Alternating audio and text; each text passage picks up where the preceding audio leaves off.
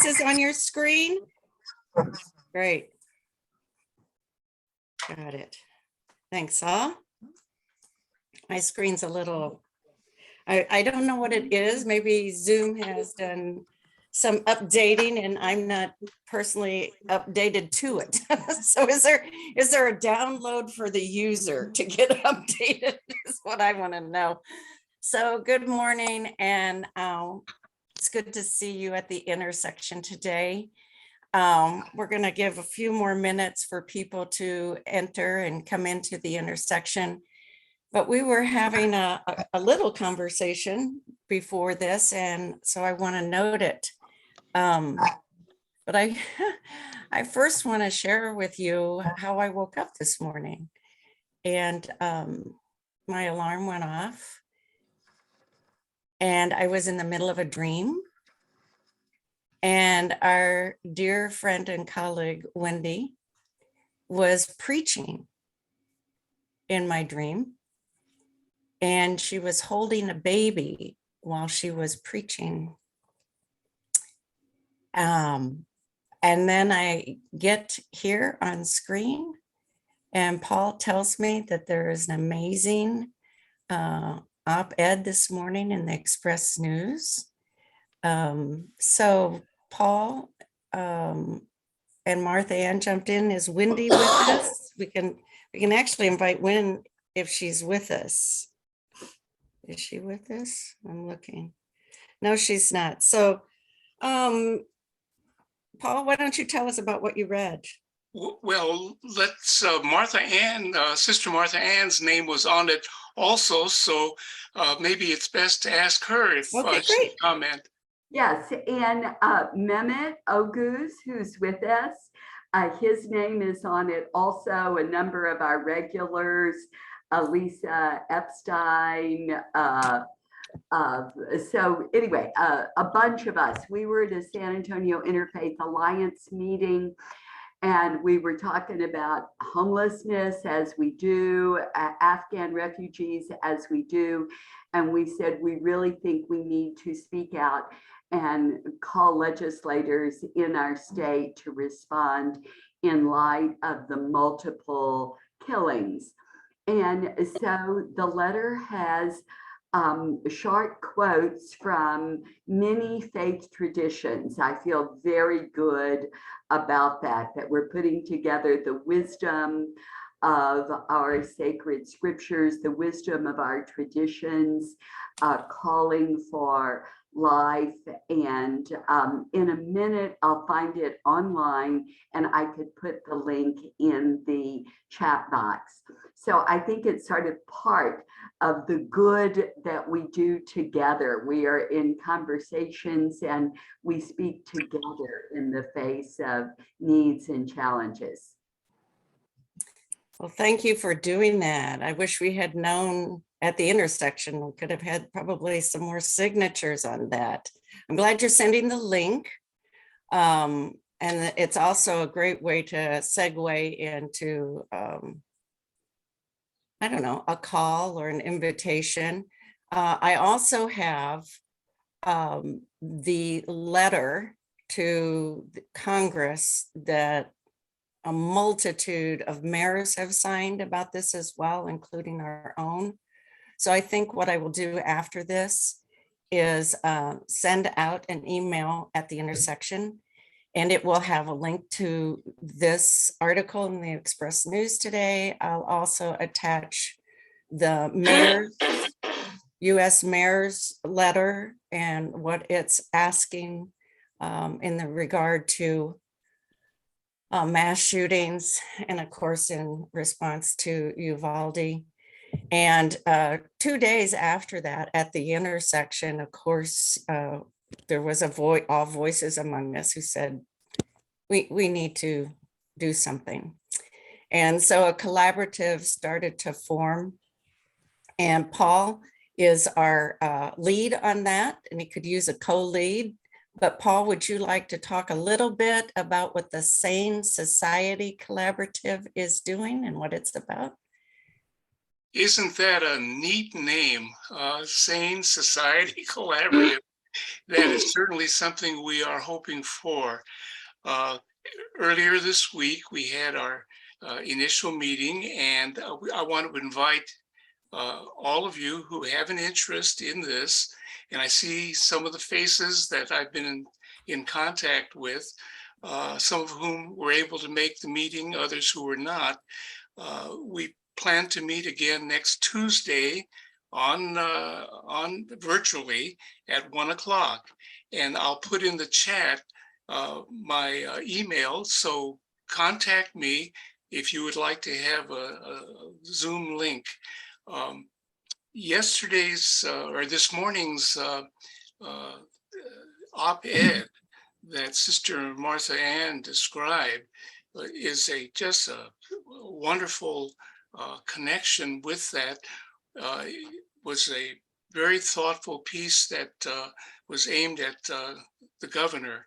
What we're hoping with our collaborative is a San Antonio-based effort that is looking at the picture from locally to nationally and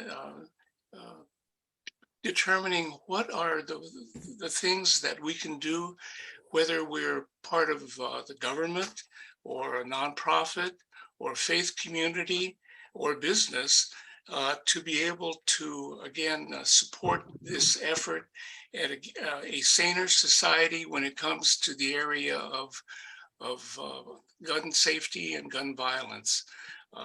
So again, I'll put in the chat the link, and send me your email, and I'll send you the link, and you are welcome for next Tuesday at 1 o'clock. Thank you, Paul. We can use some more folks there, but we already have the new chief mental health officer. We finally have that person on board with the city, and she is part of that collaborative. And the interesting thing about that chief mental health officer, she's happens to be married to one of those among us, but August Higgins is not here this morning, but his wife Jessie is the new chief mental health officer. We also have in that collaborative, SAPD is being represented, the violence prevention group within Metro Health. So we really need some other participants on what that looks like. So moving forward, we've been looking at collaboratives this summer, the collaboratives and work that has come through our mutual work, through the faith-based initiative, Compassionate San Antonio, and how they've grown and what they've meant across these years. We've started with the ones that have been around the longest. That gives our newer ones a little bit more time to develop. So when they come in, they can fill us in even more about what work is happening. We looked at San Antonio Community Resource Directory first. That collaborative formed then into a 501c3 standing alone, and they are at the intersection. And then last week, we originally had a homeless and hunger action team. We called them at the time, but collaborative, that's a pretty big thing that ended up then kind of integrating part of it, the homeless part, right into the city's work. And so homeless hubs have come out of that. And our work, all of our work continues to connect there. But hunger also, and the feeding of people. Also, I'm telling you, the San Antonio Food Bank, we should all go like this with our hands because of the amazing work that they have been doing on our behalf.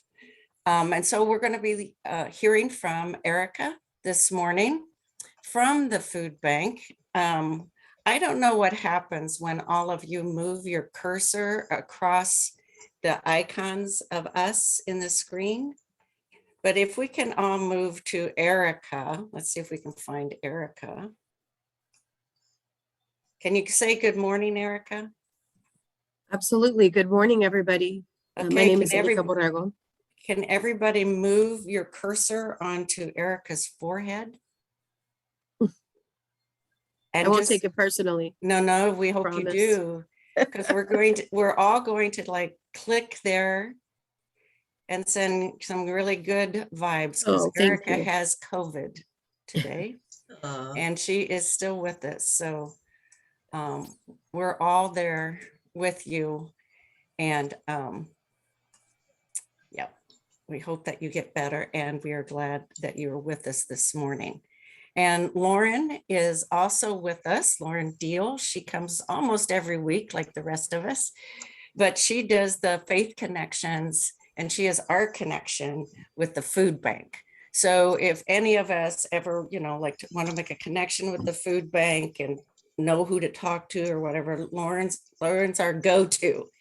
But Erika is also the one that's out in the field. And I've got to tell you, I'm in several meetings with her, and every time there's a request, Erika just says, yes, we can do that. Yes, we can do that. Yes, we can do that. And this year, the San Antonio Food Bank became the 2022 San Antonio Peace Laureate for all of their work and commitment to us during the pandemic and every day for that matter. So on with our conversation this morning. So Erika and Lauren, it'd be great to hear from both of you, but I'm wondering this morning if you could, just kind of give us a swath of how your lives at the food bank have changed. And I'm going to go back, or developed and grown maybe. I'm going to go back to the migration influx in 2019. So some of us might remember that, but there was that influx, and then came the pandemic, and our lives have all like changed. So Erika, I'm sure you can do it. I hope it doesn't cause too much pain to share it with us, because it's been a lot. So could you kind of just tell us how that's changed and grown for you?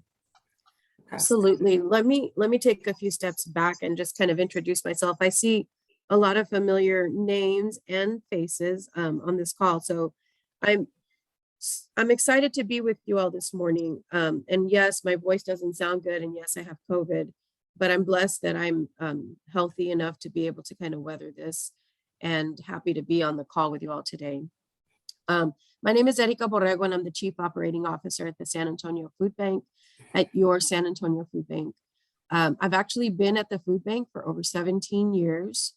I've been in the role of COO for the last 10 years, actually almost 12 years. Time flies when you're working at the food bank. So I started in agency relations and programs. So I started kind of doing groundwork for our organization with agencies and partners in the community.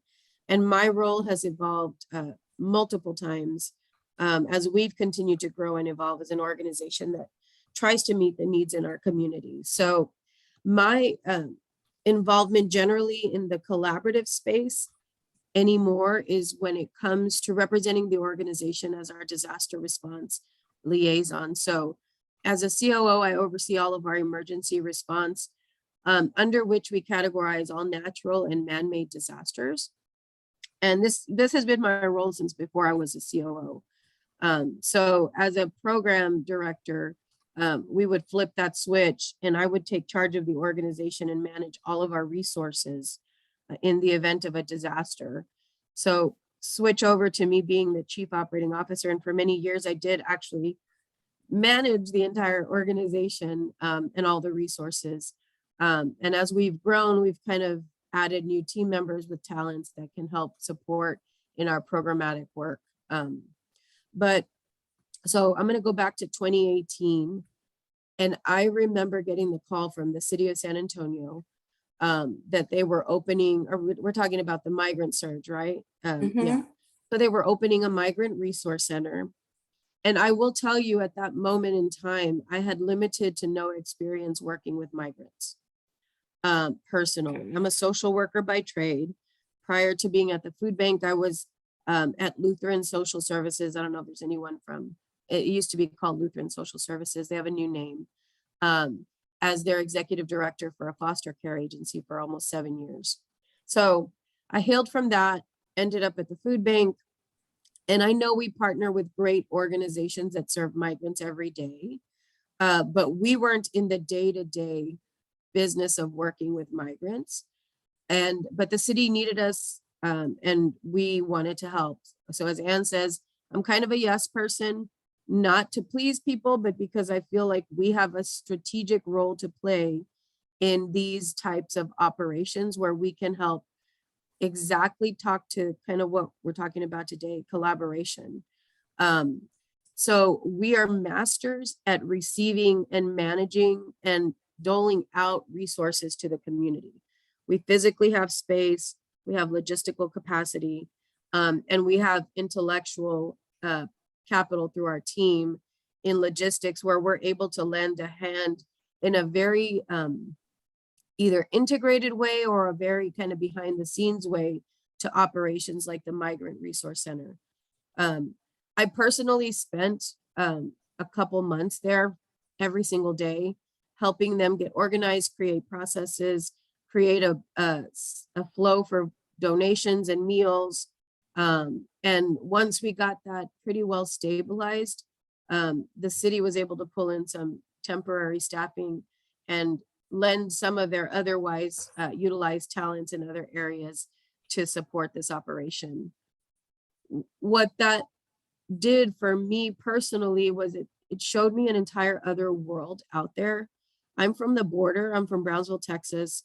I'm third generation American citizen, but my family at some point migrated to this country. And these people spoke languages that I understood, and had hearts that I also understood. And so I pretty quickly grew passionate about working with migrants and supporting those efforts. Now, that's kind of the personal perspective. The professional perspective is that I saw our role with all of those entities that were kind of collaborating to serve as as creating an efficiency and outlet for people to either give of their time or their resources. So we managed donations. We covered all of the meals. And for a good chunk of that event, prior to them hiring folks that could work it, we also handled volunteer management. So as any of those things kind of evolved and became more stabilized, we took a few steps back and allowed the organizations and people that were involved at the time to take in and lean in and take their roles. So oftentimes you will find us in the background and you may not even know that we're somewhere helping, but anywhere where there is a needy client or a nonprofit that's serving, 95% of the time the food bank's behind them with all of our brawn and all of our love, trying to make sure that they can serve the community well. So I don't know if that fully answers your question, Anne, but I'm happy to pass it to Lauren for her perspective on that as well. Lauren, any thoughts? I think Erika has the best perspective when it comes to our work with this community, especially with the refugee and migrant community. So I'm gonna bow to her expertise here, but thank you for offering, Erika. Yeah, and I think we all remember too that viral photograph of the cars in line during the pandemic.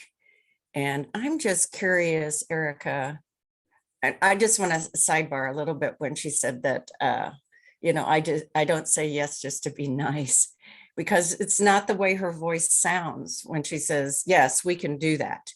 It's very clear that it's a yes of commitment, and we can do that. We have the agency to do that, and it brings such strength in the collaborative work, especially in early stages of collaborative work where people are like, what are we doing? And how do we figure this out? And to have a clear voice that says, oh, we can do that. Oh, we will do that. The food bank will do that. It brings strength into a collaborative. Erika, maybe you could even mentally count how many of those collaboration types of meetings that you say yes in on a regular basis? So anywhere where we're working with a vulnerable population, so right now, migrants, refugees, children, seniors, and I may be the person that actively engages our organization in the work. I may be the voice once we hit the ground running, but we have other talented team members like Lauren in this group, our program staff in the children and senior space. They're the ones actually sitting in those collaboratives, participating in the day-to-day fight against hunger, but also identifying and responding to needs that the community puts in front of us. So I cannot take credit for that word yes. That is a gift of a word that our CEO has given me the authority to kind of grace everybody with and to move projects forward. But the team is connected. We're connected pretty much in any collaboration or any nonprofit kind of work group. We're there. And I want to just, for those, many of you, I trust that most all of you all understand the food bank dynamic, but I want to take again a few steps up and say, for those that don't understand, we're part of a collaborative national network called Feeding America. Have any of y'all ever heard of Feeding America? Yes, okay. We are one of 206 food banks in the country. We are one of 21 food banks in the state of Texas. Has anybody heard of Feeding Texas? Yeah, okay, so all the food banks in the state of Texas are a part of that collaborative. Our networks hold us to a standard of integrity and fiscal management and accountability that is pretty rigorous. And we, in turn, any partner organization that works with us, it has to be a nonprofit. And they're also held to some fiscal integrity and program management standards that are intended to protect the resources that we have. Now, I will be the first to say not every food bank, quote unquote, and I'll define a food bank shortly, is a member of the Feeding America Network or a food bank at all. Food banking is really what we call organizations that are distributors. So if you imagine your local HEB, we all love HEB. You don't go shop at their distribution warehouse over off of Rittiman, do you? Now they have 1 million of them. But who goes to shop at their distribution warehouse? Right? You're going to go to your local HEB store in your neighborhood. You know the cashier, you know the bagger. I mean, your kids have worked there. This is your HEB. That's how we consider all the partners we work with. They are your nonprofits. We bolster them, we support them, we infuse food and money and time into all of these organizations to make our community stronger. I haven't been involved on the agency side for a good while, but the last count that I heard from one of our programmatic team members is we've got over 700 nonprofits in the 29 counties that we serve that have their hands in the community and they're serving. And it's our responsibility as a food bank, an actual food bank, to support those pantries and organizations that serve in the community. And so our goal is to make them stronger so that our community then in turn is stronger. I kind of went off topic there just a little bit, but so we say yes because we have the reach and breadth of all the nonprofits we work with, and the capacity internally to handle large projects, large volunteer groups, large operations, and where we are able to lend a helping hand and be successful and then hand it off to the agencies in that community that can better and more long-term serve, we do that. And Uvalde is one of the examples. The day after the shooting, I was out in that community. It's one of our service territory counties. We're out there every month, every week. So we didn't just go out there because of the tragic events, but we went out there because we knew we could help our partners in that community. And quickly, we took the reins of donations management and meals for all of the centers where we were serving families, the counseling centers, as well as some of the law enforcement folks who were doing investigations. and had not yet, the paperwork had not yet gotten there to be able to support their per diem and for them to be able to infuse that community with love and spend money at restaurants. So had we not done that first day, that first meal, you know, everybody wants to help. We had a few hundred people to feed. We had almost 2,000 meals show up at one time. So, and people don't know what to do. Their focus was healing, taking care of people in their community that they knew and loved that had lost loved ones. They didn't care about the 2,000 meals that showed up at their doorstep. But we cared about that because it was the thing we could do to make that community stronger and better. And we made sure that those meals weren't wasted. And we coordinated meals up till last Friday for all of those centers and the summer school feeding sites. And it was what we could do to support at their time of need. So I hope that kind of answers that question. I mean, I think we just want to be useful. We want to be relevant. We want to be helpful. And we want folks at some level to know what we are capable of. Don't forget us because we're in the backdrop of your favorite nonprofit. Ask them, are they working with the food bank? Because if they are, our entire mission is to make them stronger and better and to provide them resources in a way that they would not be able to get if they weren't working. Thank you, Erika. Maybe she froze. So we'll pause here. I was going to pause So anyway. I hope that answers actually. It does. Thank you. We're going to Can you take hear just me? a little Am I pause. still frozen? No, you're good. We're going Okay, to take good. just a little pause. Maybe one or both of you will be able to stay with us a little bit longer, but for those who are only able to stay till 8:30, I want to thank you for coming and meeting us at the intersection this morning.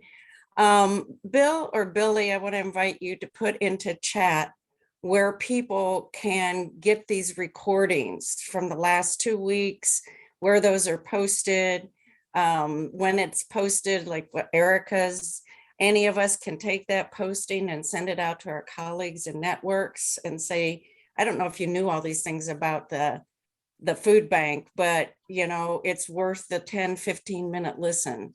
I think it's worth it when I hear what Erika's been sharing with us this morning. So if someone from Sacred can put where that's at, that would be great. Erika and or Lauren, if you could put your email or how to contact you into chat for those who might be leaving us and how to connect with you best. And I know those connections mean not just maybe coming out into congregations to talk, but how to, you know, connect your food pantry with the food bank, because I know a lot of the food pantries do that, and we can hear about that as well. So those connections are helpful. I'm also going to ask our first conversation if Paul, you would put your name and email into chat as well, in case anyone out there wants to be a part of the Sane Society collaborative that came out of the tragedy in Uvalde. So it's 8:29 for those who are leaving us. Thanks for being with us. Next week, we will be looking at how the mental health collaborative grew into and is like growing all over our geography through Bridges to Care, San Antonio and NAMI. So back to Erika and Lauren. I'm wondering, besides food, what other things? You read my mind. What other things are stored in the bank that people might not know about? So in a very quick nutshell, we do food and non-food, anything you could find at like an HEB Plus or a Super Target. So we've got furniture, we've got food, we've got hygiene, we've got cleaning supplies, all types of items are stored at our warehouse. Right now we're storing household goods for refugees that are coming in and they're being ordered as they're needed. We have the ability to store, I'm on the verge of storing some medical supplies for a new company that's coming into San Antonio. And I'm going to, basically we're going to be their incubator for a couple months while they find their footing and find a place to store items. So you can get anything from the food bank that you would get included at a major like superstore, including furniture and other kind of non-food items. But we don't stop at products. So we offer many services that I'm not sure many of you all are even aware of. We offer the ability to help connect people with federal benefits. So we have a team that'll help complete a food stamp application that will in turn qualify an eligible family for not only food stamps, but WIC, TANF, CHIP, Medicaid, long-term care, the Women's Health Program, and any other programs that are kind of in the immediate horizon based on needs that are occurring globally or locally. We offer nutrition education classes. We can teach people how to cook on a budget, how to make healthy meals. We do those in classrooms. Now we do them virtually. We teach gardening. We have 100 acres of land that we are farming every single day. And a lot of that produce, if not all of that produce, gets put in the hands of needy families in our community, either through farmers markets or through their grocery programs at their pantries. And we have 5 full production kitchens. So we offer meals, prepared meals to folks who need them. I prefer to do hot meals, and Tori's on, I think I saw her on there. But sometimes a cold meal or a sack lunch is what's asked for because it's more logistically sound of a strategy for some of our folks who are in and out quickly than serving them a nice hot meal. But we do 80% of the meals we provide to the community are hot and 20% are cold. And we have the capacity just out of one of our kitchens to make over 160,000 meals in one day. So I hope that you all can let that moment sink in for a moment. That's one of our 5 kitchens. We are on the city's disaster plan for any shelters that would open up. So if something were to happen either locally that would affect our community, or we receive individuals from an affected community, say flooding in Houston, we supply all the meals to those shelters and all the supplies as well. And we try to make it as easy as we can. I mean, you know, Tori will text me one day and say, hey, I need this. Do you all have it? And when can I pick it up? And we're either within the next day or 2, she's picked it up at the warehouse, we've delivered it to her location. And we try to be as thoughtful and as easy to work with as we can be. So meals, services, food, non-food supplies, and then volunteer management, I think, is another thing that we're super gifted at. We have some team members on our development, our fundraising team, that oversee and work with about 2,000 volunteers a week. So in times of disaster or emergency response, we'll often get a call and say, hey, you know, the Red Cross will call and say, hey, we have a couple hundred people, we don't know what to do with them. And we'll say, send them our way. We have plenty of work for them to do. So we will help them be plugged into whatever that emergency response effort is by either making a food box, delivering a food box, or working in our warehouse to sort products that are being donated specifically for events. So we do a lot outside of just food and services. Lauren, did I miss anything in my description? Nope, it's pretty great. Nope. Alright. And I was just headed Lauren's way as well, but I have at least just 2 last questions. We might end up with more, but I have one question for Lauren, but I have one question for everyone else to think about. So Lauren, I'm going to ask your question first and you can think a little bit, and then I'm going to ask the second question so they can think a little bit, and we'll come back to you, Lauren. So Lauren, from one, how long have you been doing this work in terms of connections with the food bank and the faith community? How long have you been doing that? About 2 years now. 2 years. That wasn't the actual question. That was a pre-question. So in those 2 years, what kind of strength does the faith community, from your perspective, bring into the food bank? And what kind of strength have you seen that the food bank brings into the faith community? So that's a question of the strength, both directions. And now, while Lauren's thinking about this, I want to ask everyone on this screen, if there is a food bank story in your life that that was an encounter, it could have been in volunteering, it could be in terms of partnership, but a story, a moment that really made a difference in the world. So we might have time to listen to one or two stories, and I would love to hear those. And to strengthen Erika and Lauren's work, I know that they appreciate hearing stories as well, and it strengthens their work. So Lauren, a little bit about, we're into the strength mode now, a little bit about strength. Thanks. It's always a pleasure to be with you guys. And I did want to go back. There is one question that Kendra asked about pet food. And so we do have a partnership with a separate nonprofit called Daisy Cares. And we help provide pet food for the community. And Erika has been on that board for a long time and has been running that organization. Do you want to say, before I answer the question, Erika, do you want to offer that a little bit of information about Daisy Cares before? Yeah, thanks for calling that out. I hadn't seen that on the chat. So Daisy Cares is its own nonprofit. I've worked with that program since its inception, and we have absorbed that nonprofit under our umbrella as a program. They do we do pet food alongside people food. So in about 2010, Eric and I were getting the hearing the rumblings of, especially in our senior population, they were feeding their food that they were getting through our senior programs to their animals because they needed food for their animals. So they were running out and calling us quicker than they had normally done so.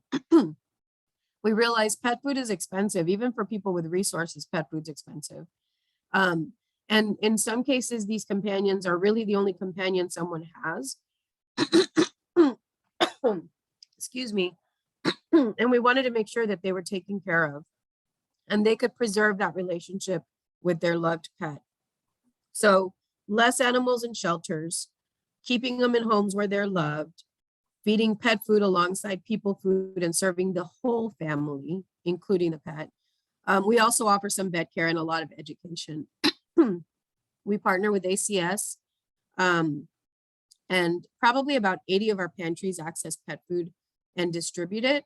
And we also serve the pet food during our mobile and large scale distributions for families who have pets. So that's our Daisy Cares connection, and how we serve pets as part of a holistic family. That's the family that we serve. Thanks, Erika. So Lauren. Yeah, so I think that our faith community in San Antonio makes my job super easy, in all sincerity. Just like the food bank is trying to be a multifaceted organization that recognizes not only the need for food in the community, but is truly trying to help create sustainable relationships with their clients, with their nonprofits, with the people in the community. And we're trying to be that reflection of what is needed. This organization at the intersection, San Antonio's multi-faith network, is doing the same thing. I hear every week when I come that you continue to add new information to your tool belt in order to figure out the best place to fit and the best place to build relationships. So I think that's the most organic growth I've seen in a mass group of people in a long time. I'm not that old, but but I value that so much, and I value being able to sit at the table with you guys and figure out how we can help and what makes sense, and not just because we're the food bank, but because we have a thing to offer. And so, yeah, I think strength is the only thing that emulates from this organization. I've been extremely grateful to be a part of it. Thank you, Lauren. Does anyone have a story, a food bank story? If you want to raise your hand, or I'd love to hear a food bank story. Martha Ann has a food bank story. The catering service of the food bank did wonderful meals for a student retreat, University of the Incarnate Word student retreat. But what really impressed me is that some people who had been formerly incarcerated were getting wonderful job training with the food bank catering service. And so two of these gentlemen were talking a little bit about their background and all they were learning. So it was a great learning experience for students and I, as well as great food. Mm. I'm gonna go ahead and fire myself because you all are better than we are at putting our information out there in front of you. So I'll be celebrating an early retirement. I'm inviting you all to the party. We do work for, we do food for today, food for tomorrow, and food for a lifetime. Our lifetime strategies are around shortening the food line. So we do have a warehouse training program and a culinary training program open to the community and trustees, where we're teaching workforce skills and helping people find employment. Our catering business is a full-fledged catering business. And any profits that we generate from our caterings go back into kind of feeding the tuition of the students. The classes are free for the students. The student doesn't never pay out of their pocket. We do work with some local partners where a stipend might be awarded to the student or to the food bank on behalf of the student to cover their tuition, but the student themselves is never paying for a class. All of the food that we use in all of our meals, not just meals for catering, is food that we purchase. So in many cases, we've worked out arrangements where, you know, we believe we have a reasonable price. We hope we have good food and there's value there. But our goal is to kind of use procured product to teach, help people gain skills, help them find employment, and generate some revenue in the process so we can continue that programming. I'm going to ride that wave and then I'm going to call on Kendra, but And may I interject? It's Mignon after Kendra. yeah, okay. I can go after Kendra. Oh, okay. We had before this, I served at Haven for Hope, and we had a special guest speaker coming to Haven one day, a star in the Happy movie. And we took her out for brunch before her speaking time to Mama's Nacogdoches. And so there was a small group of us, 6 or something like that, who took her out for, breakfast. And so we were telling her about Haven and how incredible, the work it was doing, just to help her get the context. And we went through the entire meal. We got to the bill to pay. And our wait person said, I just wanted to let you know that I lived at Haven and I did my training there with the food bank, and he was the meal. From then on, it was just this living story. And he was talking about, how all that experience there changed his life. And it was just a beautiful event, a beautiful moment of life. Kendra, I think you took your hand down, but I'm going to call on you anyway. You had a question? Well, I just have a food bank Story. And you acknowledged me, so I didn't want to leave it up. But so I also lived at Haven for Hope. When I came to San Antonio, I had farmed most of my life in Iowa. I went through a bad divorce, and I came here with nothing because of my bad divorce. I lived at Haven. It was an amazing experience, and I know the work that y'all do there. But I also, I'm sorry I can't say this without crying because it means so much to me. Through my suffering, I was able to really learn San Antonio in a way that I couldn't without that. And really, when I moved here, like, San Antonio represented basically not dying, but I really found a way to thrive here through community. And I understand this place in such a way because of the experiences that I've had. And now I'm an AmeriCorps Public Ally. I'm going for my second year in that. West Care, Texas is my partnering organization. We work at the Austin Community Center. We work at Etsy. We work at the Barbara Jordan Community Center. The food bank is always there to help support any event that we have. The Daisy Cares, just providing the logistics for us to get those pallets of dog food and cat food to people whose pets mean so much to them. And I work with people who have worked at the food bank, and I come across people at our events that do work at the food bank station, at St. Philip's College, at different places around the city where you can actually meet people where they're at and help them get the benefits that they need, help them get the services that they need. The outreach is just amazing. And it really means so much. I just think y'all do amazing work, and every person I've ever talked to that works there, that has worked there, that has volunteered there, and especially a guy that I work with right now, whose name is Christian Ramirez, is just so inspired by the sense of community and family and what y'all do.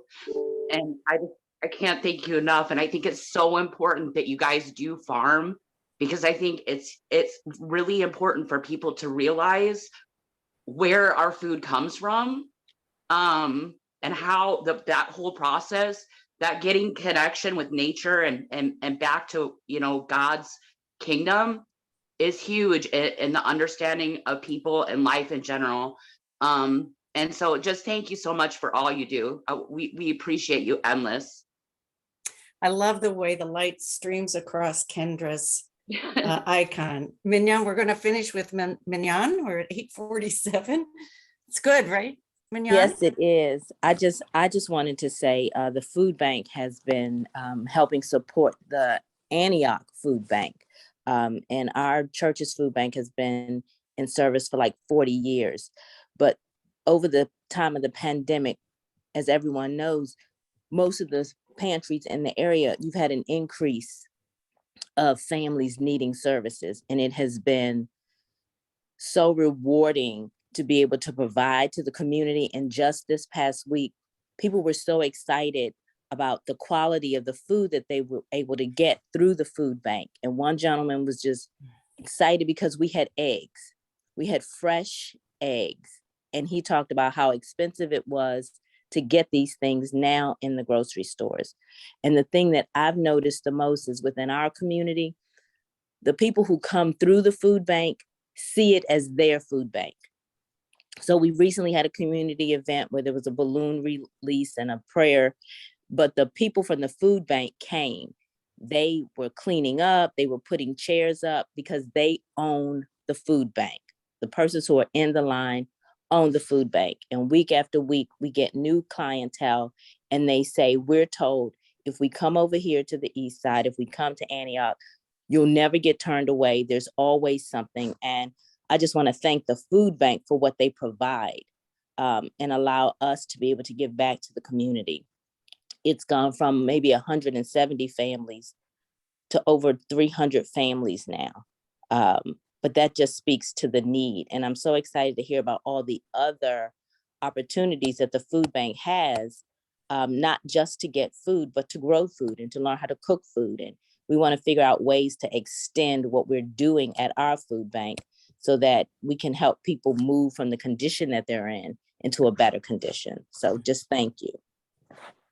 So blessings to everyone. And blessings to the food bank for being such a strength in our community. I don't have even remotely an idea how you get it all done, but thank God that you do, and I don't have to figure it out. So thank you. And Erika, please take care of yourself. Yes, I will. Can I tell you how we get it done? Yes, here it is. I'm going to turn my development hat on so that Lauren can tell Michael that I did it. Voice, time, and money. It's the graciousness of our community that allows us to serve. And we always need volunteers. So if you want to spend some time with us in our kitchen or on our farm, we need a tractor driver. If you want to give of your heart and just get to know us better, please visit our website for any opportunity to link up and help as you can. As you all know, through COVID, we struggled with volunteers. This week alone, so many people are catching the COVID virus again that we've had about 50% of our volunteer groups cancel. And how we get it done is because of you all. The donor in our community, the grant that we're given, and the volunteer hour that you all grace us with. So please consider us as your home and give us your time and energy and your love so we can continue to give to our community. And Beverly, thank you, Erika. Beverly has her hand up. I don't know whether she's clapping or she needs to say something. I do, Erika. And just thank you so very much for this. But Erika, I want to thank you all. I want you all to know that the food bank for our youth development, for the summer youth program, so we can make sure all our kids are productively engaged during this time. You all provide us a box of food that we give to the kids on Saturday that lasts them through the weekend of all of these snacks and stuff. And I don't think anybody even knows that you guys do that kind of special stuff. Not only does it allow us to feed our kids during the summer for breakfast and lunch, but when they go home for the weekend, you work with us to give them a huge box that lasts them through the weekend. That is just so special. And most people don't even know that you even do those special kinds of things. But I just want to thank you so very much, Erika. It's been a fabulous time. It's been wonderful working with you. And we will make sure that we are going to be scheduling our AmeriCorps volunteers to be able to schedule you in as a regular reoccurring thing that we come volunteer for. So thank you so very, very much. We've got 10 people that we work with every, for 12 months out the year. And you will be just our project we do every month. Thank you so much. But Ann, I had one announcement to you all, and this, certainly this involves the people that are served by the food bank. But you guys, I needed to let you all know that we are working certainly to help people get treatment from substance abuse. And we know that the biggest barrier to them is the fact that they can't find a place to take them. Right now, the University of Texas Health Science Center is doing a study, and they're actually going to provide free treatment for anyone who is wanting to get help on quitting meth, coke, or crack. So you guys, I know this is a quick, I'm sorry for the deviation, but I needed to make sure you guys knew that this is something, a resource. And if you know someone, please just email me and we'll work to get them the help, because the help is free. And this probably won't happen. We are booked up throughout all of our treatment centers right now. So if anybody needs help, please call us. Or please, I'm putting my email in the chat. Just please email me. Thank you, Beverly.